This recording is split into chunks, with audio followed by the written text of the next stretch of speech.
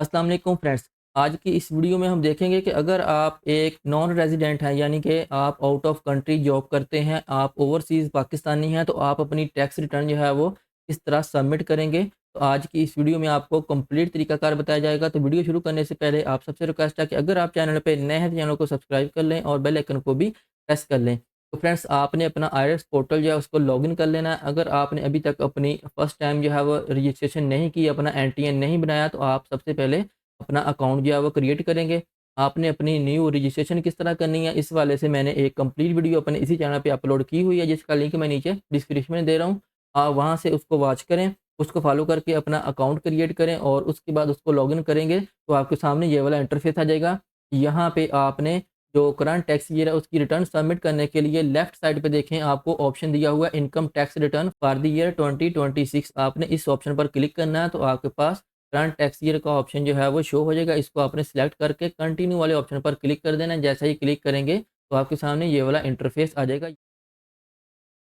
यहाँ पे आपने अपना सोर्स ऑफ इनकम बताना है, क्योंकि हम नॉन रेजिडेंट हैं और आपकी पाकिस्तान में कोई भी किसी भी किस्म की इनकम नहीं है, तो आप यहाँ पे नो इनकम वाला ऑप्शन जो है वो सिलेक्ट करेंगे। इसके अलावा अगर आपका पाकिस्तान में कोई बैंक अकाउंट है, सेविंग बैंक अकाउंट है, उसके ऊपर आपको प्रॉफिट मिल रहा है और उसमें टैक्स की डिडक्शन भी हो रही है, तो फिर यहाँ पे आपका इनकम फ्रॉम अदर सोर्स वाला ऑप्शन जो है वो आपको हो सकता है आपके केस में इस तरह सिलेक्टेड शो हो। और यहाँ पे नीचे आपको समरी ऑफ इकोनॉमिक ट्रांज़ैक्शंस में आपको यहाँ पे नीचे जो है वो टैक्स की रिडक्शन वो भी शो हो रही होगी, ठीक है।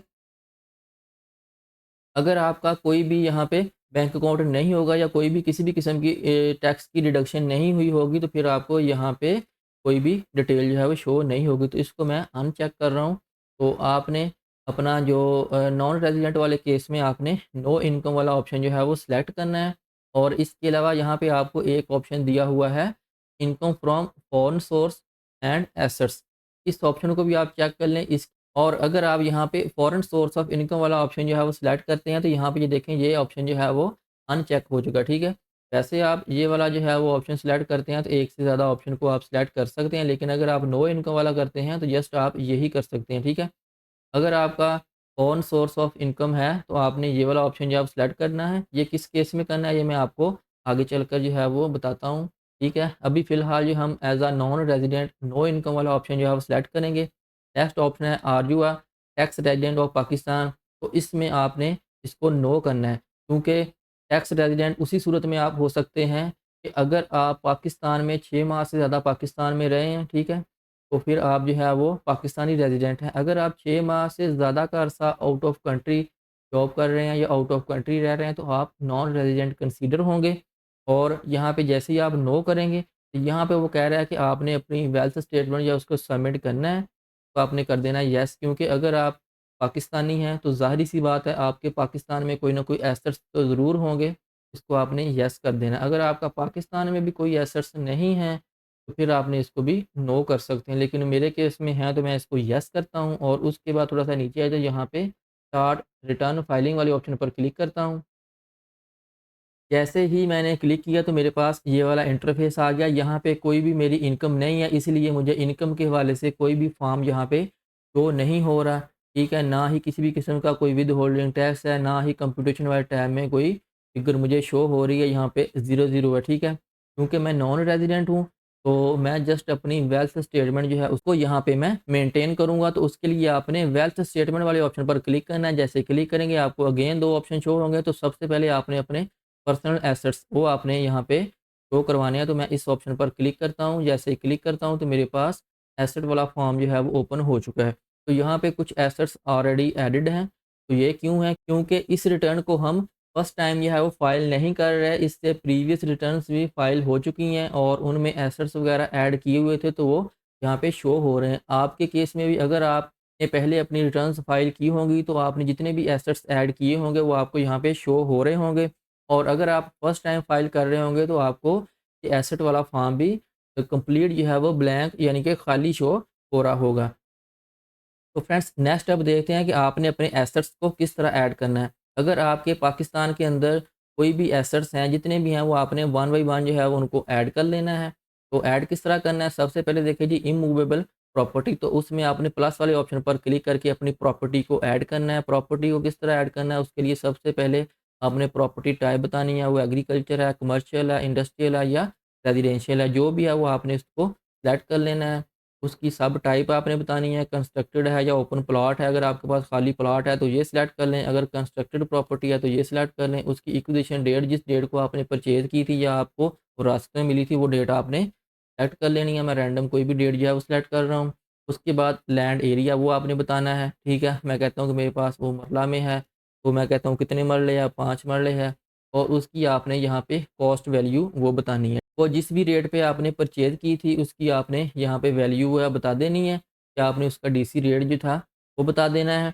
और उसके बाद यहाँ पे आपने उसका एड्रेस देना है, किस सूबा में है, किस डिस्ट्रिक्ट में है, किस सिटी में है, और उसका complete address, house number, street number, मोहल्ला वगैरह, ये सारी चीज़ें आपने ऐड करके इसको सेव कर लेना है। तो आपकी यहाँ पे प्रॉपर्टी जो है वो ऐड हो जाएगी। इस तरह आप एक से ज़्यादा प्रॉपर्टी एग्रीकल्चर, कमर्शियल, रेजिडेंशियल जितनी भी हैं वो आप यहाँ पे ऐड कर सकते हैं। फर्स्ट टाइम आप जो है वो आसानी के साथ ऐड कर सकेंगे, लेकिन सेकंड टाइम अगर आप अपनी रिटर्न फाइल कर रहे हैं तो आपने इस चीज़ का ध्यान में रखना है, जितनी आपकी फॉरेन रेमिटेंस होगी या जितनी आपकी इनकम होगी, आप उसी के अगेंस्ट ही अपने एसेट्स या अपनी प्रॉपर्टीज़ जो हैं वो ऐड कर सकते हैं। इसके बाद फाइनेंशियल एसेट्स में अगर आपका कोई पाकिस्तान में बैंक अकाउंट है, ठीक है, या आपने कहीं भी इन्वेस्टमेंट की हुई है, तो आपने इन ऑप्शंस को सिलेक्ट कर लेना। इन्वेस्टमेंट अगर की है तो इन्वेस्टमेंट वाला कर लें, अगर बैंक अकाउंट है तो इसको सिलेक्ट कर लें, अगर कैश इन हैंड है तो कर लें, ठीक है। उसको ऐड कर लें, ऐड करने के बाद ऑप्शंस आपको यहाँ पे शो हो जाएँगे। इन्वेस्टमेंट की डिटेल के लिए आपने प्लस वाले ऑप्शन पर क्लिक करके यहाँ पे आपने इन्वेस्टमेंट का नेम बताना है। अगर आपने स्टॉक एक्सचेंज में की है तो वो बता दें, जिस ब्रोकर के साथ आपने इन्वेस्टमेंट की हुई है उसका नेम दे दें, ठीक है। अगर कोई अकाउंट नंबर है तो वो यहाँ पे मेंशन कर दें और उसको सबमिट करें। और 30 जून को जितना भी उसके अंदर बैलेंस था वो आपने यहाँ पे ऐड कर देना है। इसी तरह अपना बैंक अकाउंट उसको ऐड कर लें, अगर आपके पास है तो यहाँ पे आपने अपने बैंक अकाउंट का आईबीएन नंबर देना है। 24 डिजिट्स पर मुश्तमिल आपका आईबीएन नंबर होगा, ठीक है। देने के बाद अगर आप सर्च वाले ऑप्शन पर क्लिक करेंगे तो आपका अकाउंट टाइटल और बैंक नेम यहाँ पे एज इट इज़ ही शो हो जाएगा, क्योंकि एफबीआर का जो सिस्टम है वो बैंकिंग सिस्टम के साथ लिंक है। वहाँ से डाटा जो है वो ऑटो पे ही कलेक्ट कर लेगा। उसके बाद आपने ऐड वाले ऑप्शन पर क्लिक करना है और बैंक अकाउंट में जितना भी 30 जून तक बैलेंस होगा वो आपने ऐड कर देना है। इसके बाद नेक्स्ट मूवेबल एसेट्स, अगर आपके पास कोई मूवेबल एसेट्स हैं तो उनको आपने ऐड कर देना है। एसेट्स वाले ऑप्शन पर क्लिक करें तो आपके सामने ये वाले ऑप्शंस जो हैं वो शो हो जाएंगे, जिसमें इक्विपमेंट है, एनिमल्स हैं, मोटर व्हीकल है, प्रीशियस पोजेसन है, हाउस होल्ड इफेक्ट है, पर्सनल आइटम्स हैं। इनमें से जो जो भी हैं वो आपने इस तरह सेलेक्ट कर लेने हैं, इसको ऐड करें, ऑप्शंस आपके पास ऐड हो जाएंगे।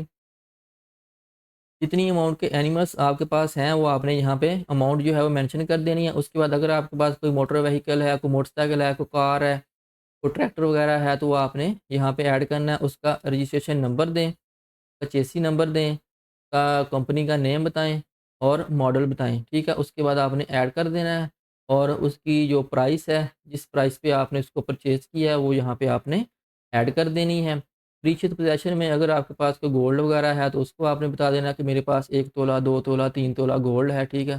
तो सबमिट करें और जो उसकी प्राइस होगी वो आपने ऐड कर देनी है। इसी तरह हाउस होल्ड इफेक्ट में आपके घर का फर्नीचर वगैरह या घर की चीज़ें वो आ जाएँगी और पर्सनल आइटम में आपका मोबाइल, लैपटॉप वगैरह वो आ जाएगा। उनकी अमाउंट आपने इस तरह ऐड कर देनी है। तो इस तरह आपके सारे एसेट्स जो हैं वो ऐड हो जाएँगे।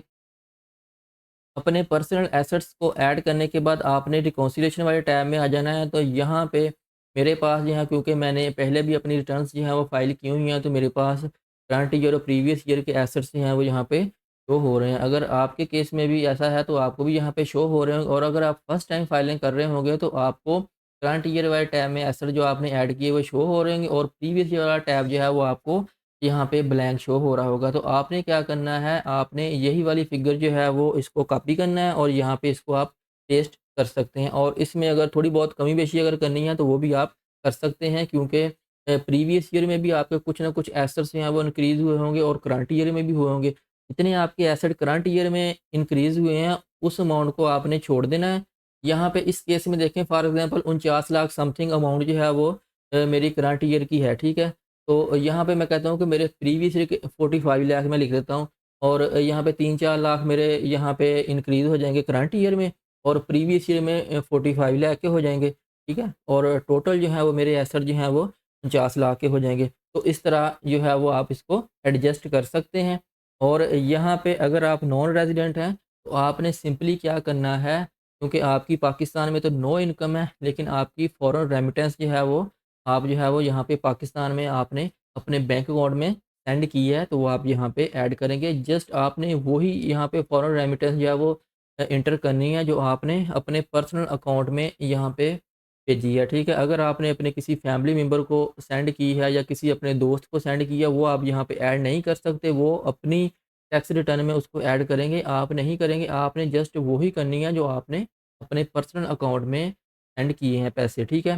तो फ्रेंड्स, यहाँ पे रिकॉन्सिलिएशन वाले टैब में आपको फॉरेन रेमिटेंस का ऑप्शन दिया हुआ है, इसके सामने आपको प्लस का ऑप्शन दिया हुआ है, इसके ऊपर आपने क्लिक करना है। जैसे ही क्लिक करेंगे तो आपके सामने ये वाली विंडो जो है वो ओपन हो जाएगी। यहाँ पे आपने पूरे साल के अंदर जितनी भी अमाउंट अपने अकाउंट में सेंड की है, वो आपने यहाँ पे मेंशन कर देनी है। तो मैं यहाँ पे कहता हूँ कि मुझे जो है वो 8 लाख मैंने फॉरेन रेमिटेंस जो है वो सेंड की है, ठीक है? यहाँ पे सेंडर नेम में आपने अपना नेम जो है वो एंटर करना है, ठीक है?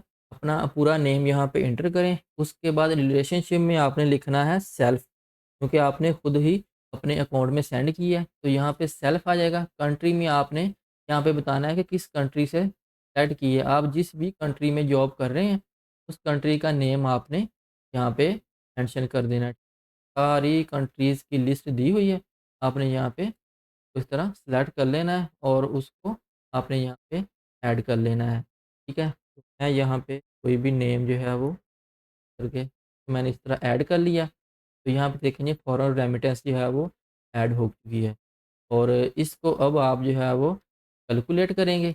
जैसे ही कैलकुलेट करेंगे, तो आपकी अनरिकंसाइल्ड अमाउंट में ऐड हो जाएगी। इसको अब आपने बताना है का आपने क्या इस्तेमाल किया, या तो आप इसको अपने एसेट्स में ऐड कर लें, या इसको आप अपने एक्सपेंस में कर लें। तो मैं इसमें से कुछ चीज़ें जो है वो अपने एसेट्स में ऐड कर लेता हूँ, कुछ एक्सपेंस में शो करवा देता हूँ। चलिए, सबसे पहले हम इस अमाउंट से अपने एसेट्स को इंक्रीज़ कर लेते हैं। तो फॉर एग्ज़ाम्पल देखें जी, मैं कहता हूँ कि मेरे पास एनिमल जो हैं वो मैंने 4 लाख के एनिमल ले लिए, ठीक है? अगर आपके पास ज़्यादा फॉरेन रेमिटेंस है, तो आप इससे ज़्यादा भी उसी हिसाब से इसको इंक्रीज़ कर सकते हैं। इसको मैंने कैलकुलेट कर लिया। तो इसी तरह नेक्स्ट, अब आपने रिकॉन्सिलिएशन के टाइम में अगेन आ जाना है। यहाँ पे देखिए अनरिकंसाइल्ड अमाउंट पास 4 लाख बच गई है। अब मैं इसको एक्सपेंस में ऐड कर देता हूँ। मैंने एक्सपेंस वाले ऑप्शन पर क्लिक करना है आउटफ्लो में, मेरे पास एक्सपेंस की कंप्लीट लिस्ट आ जाएगी। तो इसको ऐड करने के लिए बहुत ही आसान तरीका है। अगर तो आपके पास इस एक्सपेंस की लिस्ट में जितने भी एक्सपेंस दिए हों, इनकी कंप्लीट डिटेल मौजूद है, तो आप वन बाय वन इनको ऐड करके उनमें अपने एक्सपेंसेस जो हैं उनकी डिटेल दे दें।